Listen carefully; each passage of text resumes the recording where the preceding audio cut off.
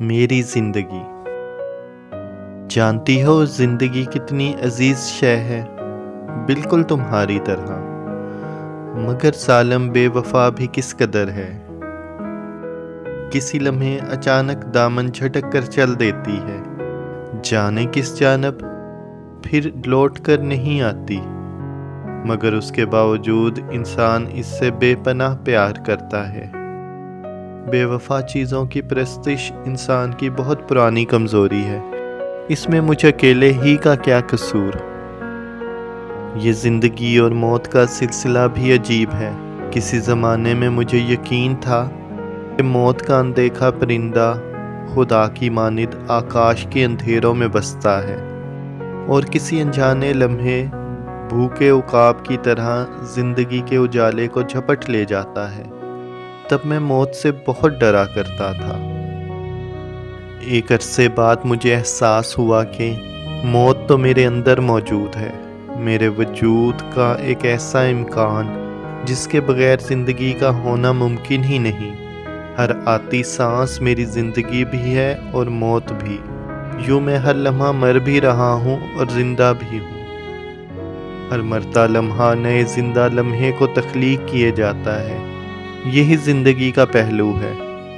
تب موت سے میری دوستی ہو گئی کہ ہم دونوں ایک دوسرے کے محتاج تھے، مجبوری کی حد تک ناقابل جدا۔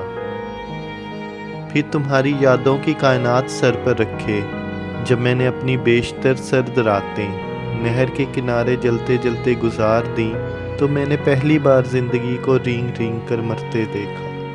مجھے اپنے اندر ایک بہت وسیع مدفن نظر آیا، جہاں چند ٹوٹی پھوٹی قبریں، کچھ کتبے اور میری ان گنت لاشیں بے گور و کفن بکھری پڑی تھیں، اور میں ہر لمحے اپنی نئی لاش ہاتھوں میں لیے ماضی کی لاشوں پر پھینک رہا تھا۔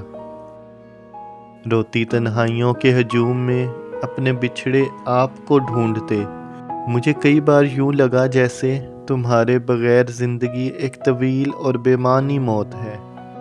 لوگ تو پاگل ہیں جو سمجھتے ہیں موت کا کوئی وقت معین ہے اور انسان کسی خاص دن کسی خاص لمحے مرتا ہے۔ انہیں کون سمجھائے کہ بیچارہ انسان تو زندگی بھر مرتا رہتا ہے۔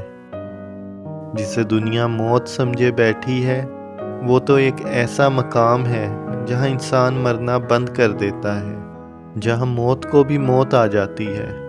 لوگ مرنے کا سوگ مناتے ہیں، مگر زندگی کے مرنے پر کوئی نوحہ نہیں پڑھتے ہیں نا دیوانے۔